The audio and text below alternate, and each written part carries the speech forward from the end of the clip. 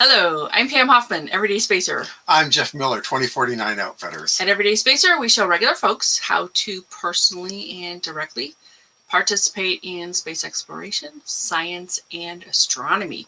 We are here on Friday nights at 9 p.m. Pacific Time, midnight Eastern Time, and 3 p.m. on Saturday in Queensland, Australia. We're broadcasting live from Thousand Oaks, California. Thank you so much for joining us. Tonight's topic is spacer music. We'll be back in 6.8 seconds.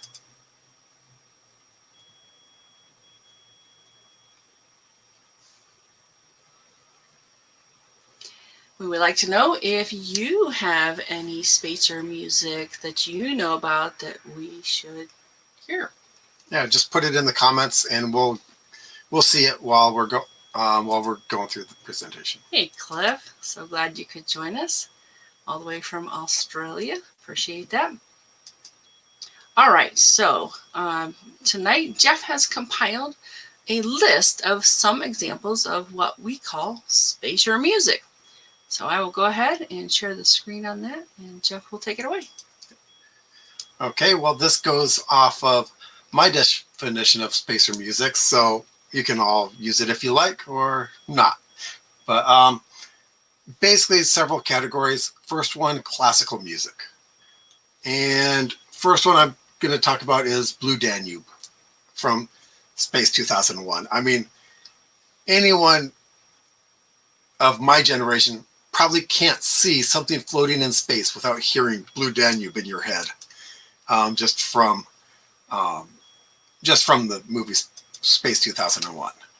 And then one that is probably only spacer music for me, but it's Fanfare for the Common Man by Eric Copeland. And the reason is because there was a show in the 80s called Project Universe on KDOC, which is a public access channel here. And it was Astronomy 101 for home study. Cool. And the guy doing the show is the guy who then became the director for Griffith Observatory. Oh, sure. Hey, Rodrigo, thanks for joining us. And so I've got both the Fanfare for the Common Man here, and I actually found a link on YouTube to the entire Project Universe series. So cool. If you want to see Astronomy 101 as it was in the 80s, it was great. I rewatched that a lot. Oh, I was a teenager at the time, but it was still it was a rewatch for me. And of course, probably the first real spacer music, The Planets by Gustav Holtz. Oh yeah, classic stuff. Oh yeah, Cliff says, and the classic 2001, yes. Or are you thinking of also Spark Zarathustra? Yeah. That's another great song. I mean, it's a classic no matter what, but yeah, definitely associated with 2001. Yeah. But I'm thinking more of you sing better than I do. You can. That's Blue Danube. Let's see, what is that? No, I was thinking Blue Danube. Yeah. Shoot, I forget how it goes. Okay, but The Planets by Gustav Holtz. Now, unfortunately, he did a song for each planet, and I think the sun. But unfortunately, he did the planets based on what people thought of the planets back before anyone really did much. And right. Mm-hmm. We didn't know a lot about the planets way back when. And so it just irks me hearing Jupiter, because with airy-fairy tinkly music, when you think of Jupiter as this big monster gas giant, the bully of the entire solar system, with this tinkly music. I would really like to see the planets redone by someone who knows more up who to knows date astronomy, scientifics. And thanks so much for your comments, Abhishek and Cliff. I definitely think Mars is going to be associated with. I think it was in Holtz The Planets. Yeah, But when I hear the Mars one, I first thought, oh, that must be Jupiter. Oh, interesting. Okay. You know, the first time I heard it. But yeah, so it's interesting. Okay, and now popular music, and this is more Pam's area. And again, we have the links for the stuff if you want to hear it. Yeah, we can share that in the comments Yeah. after the show. Yeah, Space Oddity by David Bowie, or as a lot of people know it, Major Tom. Right, Major Tom to ground control. Right. Yeah. Yep. And, good stuff. Yeah. Life on Mars, also by David Bowie. David Bowie liked space stuff. Very definitely. Very space stuff. And there's a lot of them out there. These are just some examples. Absolutely. If you know some other ones that we should hear, we'd love to get your input as well. Yeah. And then Rocket Man by Elton John, which... Also very classic pop type music. Very cool. Is either about space or drugs. One of the two. Maybe both. Which I never thought about the drugs part, but okay. Magic Carpet Ride by Steppenwolf, which is basically became famous during the Star Trek movie where they were helping Zefram Cochrane, you know, do his first warp drive flight. Well, I think Steppenwolf, Magic Carpet Ride by Steppenwolf was actually very well known before that, but that just brought it to a whole new audience. It became spacer music at that point. Right. I think you're right. Yeah. Oh, alrighty. Thanks, Egon, for weighing in. Okay, very cool. Argentina. Cool. Thanks for joining us. And then we get into a category that I know very little about, but this is kind of Pam's thing. So. And yeah, for me, it's a little bit more recently that I found it on, just browsing around on YouTube. They kind of consider this space ambient. So like maybe if you were floating out in the space, this is what you kind of think of, or maybe it helps you study. These are the kinds of things. Again, there's some examples, but one of the things that I love about it is that you can just run this. They have some live shows 24/7, and it just goes. I don't even think there's a lot of commercial ad type things, at least, audio on YouTube when they're running these. And of course, sometimes they're even just 5 hours. I mean, you could just run them for a really good long time, no problem. And then we get to basically this was my introduction to spacer music. Yeah. I mean, this was Pam had the album -10 and Counting, which was the first time I heard it, and this introduced me to spacer music. And folk is just kind of science fiction folk music. They've just kind of used that folk and made it. They gave an I in the middle of it for science fiction. Yeah, and -10 and Counting is historical to wishful, as I think of it. Basically, science and science fiction in these. Yeah. And here's the link to the entire playlist right here. Yeah, again, we'll share that in the comments after the show. Yeah, we didn't want to play any of these. Well, I didn't, mostly because, for one thing, we'd have to sit here twiddling our thumbs while we play it, and I didn't know if that'd be a great show, but also copyright. And so these are all on YouTube, and we'll let YouTube deal with the copyright issues. Yeah. First one is Surprise.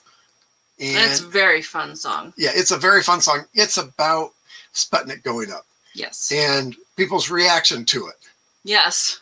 Um, I urge you to listen to these because these are pretty neat, and you get the feel for that kind of era with the space race in the 60s, and it's just very, very interesting stuff. And some of them kind of make you cry, but there's a lot of really, really good kind of classic folk in there. Yeah. That I think that would be really good for people to hear. Yeah. Mercury's not about the planet. It's about the Mercury missions that preceded Apollo.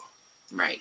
And Starfire is just probably one of the most beautiful of the songs on here. I think so too. Oh, hey, Joe. Early 60s popular music. Oh, good. Yeah. Telstar. Everyone's gone to the moon. Ooh, we're going to have to look up that. Thank you so much, Joe. And Egon says, I love space and beer. Yeah. I think there's even some space beer out there. Yeah. Toast for Unknown Heroes is basically about everyone behind the scenes, not the astronauts, but everyone who puts the mission together. Right. Apollo, the ballad of Apollo 13 again is about the Apollo 13 mission. And most of these are ballads. They tell a story. Right, yeah. Apollo Lost is about Apollo 1. Yeah. And the loss of Apollo 1. It's a sad one. It's a sad one, too. Yeah. Oh, hey, Dave. One of the best tribute space songs was done by an Australian artist. Ooh, yay, Reg Lindsay. It's called Armstrong and salutes Neil's first step on the moon. Ooh, I can't wait to hear that. Yeah. Thanks so much, Dave. If you happen to have a link, it would be wonderful to get that link so that we can go take a listen to it. Thank you very much. Well, and even if you don't have a link, we're going to be looking it up. Yeah, we will. Absolutely. -10 and counting is probably, So Cliff says, yeah, Telstar, I remember as a young kid. All right. Yeah. Very cool. I don't think I know that one. And if I know it, I don't know, that I know it. So yeah, might have heard we'll look it, up that too. Yeah. Yeah, we'll look them all up. Yeah. Oh, okay. Yes. Yeah, I hear you, Joe. It's very, very late out there. You know what? You're always welcome to catch the replay. Thanks for joining us, even for this long. Really appreciate that. Yeah.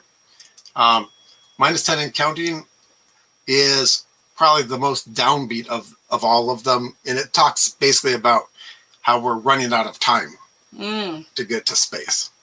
Fire in the Sky, I like that one. One Way to Go, kind of the counterpoint to -10 and counting, is probably the most upbeat of all of these. Yeah. It's a fun one. I think so too. Basically, there's only one way to go, and that's up, is essentially, or out, as the case may be. And Moon Miner, talking about someone who, who's mining the moon. Voyager is a pretty emotional song about the Voyager probes. So it's pretty good. They do a really good job on that. Mass Driver Engineer is, again, a lot of these are science fiction rather than historical, but it's a great set.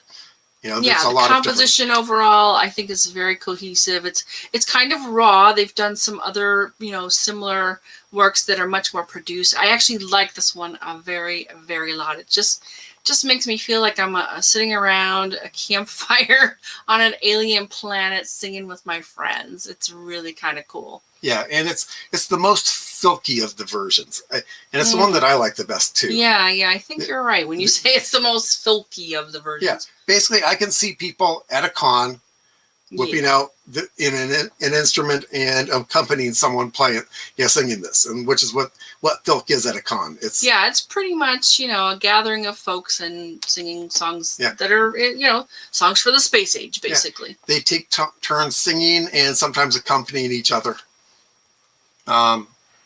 And here's a modern filk. We're NASA and we know it. I think of it as the first filk hip hop out there, and it's almost 10 years old now. Yeah, but it's done by the guys at JPL, so it's just they decided to have fun with it. And so no. Oh, one more. Yeah. Oh yes. And then here is what's more known as filk. This is different sources. Pushing the Speed of Light by Julie Eckar. It's about someone who, the Star Trek tunes. Yeah, I think the Star Trek tunes are really good too. Yeah. This is about dealing with the consequences of running close to the speed of light and the time dilation. Basically talking about someone who spends a couple years out, couple years back, but 20 or more years have gone by. So for him, it's a couple years, but every time he comes back, it's been 20 or more years. So he's like fast forwarding in time every time he comes back. Some Kind of Hero. This is a very good song. Again, this is science fiction-y. Basically talks about an event where the guy doing this participated in it, and it's heralded as a hero because he's the one who survived. And he's trying to get someone to write a song about the story of who the actual heroes were. Okay. Darkness. I really don't want to say much about it. It's my favorite. So if you look up any of them, look up this one. It's very I love it a lot. And I don't want to spoil it, but it's just good. Dawson's Christian is pretty much a ghost story in space. Oh, okay. And it's basically what's that? I don't know much about that. Calling occupants. Ooh. I think I remember that. Man, it's been a while.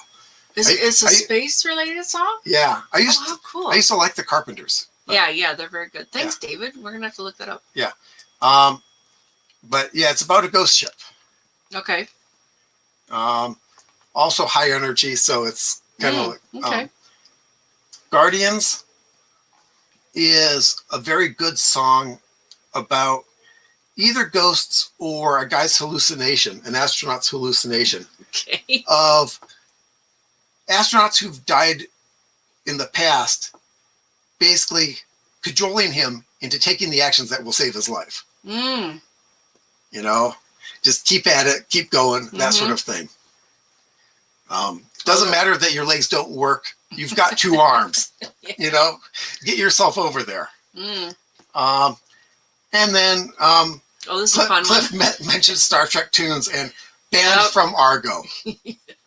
Anyone who watched and loved the first Star Trek series you're gonna laugh your butt off. You'll recognize a lot of things in Banned from Argo when you watch it. Listen to this. Yeah, and there's gonna be some that if you recently watched it, you'll definitely recognize them. If not, you'll go back to the show, rewatch the show, and go, "Oh, that's where that's from." So yeah. So I think that's it, right? Yeah. Okay. So, thanks so much, Jeff. Really appreciate that. And we absolutely want to know if you know of any spacer type music. Definitely want to hear it and want to hear about it. So, drop us links, drop us names, that kind of thing. We'll take a look. We'll take a listen. So, at this point in the show, we usually go into the things you can see in the night sky. It's pretty quiet, and we found something really cool. There was a video, and it was posted like 3 days ago. Rocket launch is seen from the International Space Station. It's a little loud. We're going to play it, though. It's only like a minute and a half. Yeah. But yeah, we want to share it with you. We rewatched it several times because it was neat. It was really there's so much to look at. Anyway, let me just play it for you. We'll see you in a minute and a half.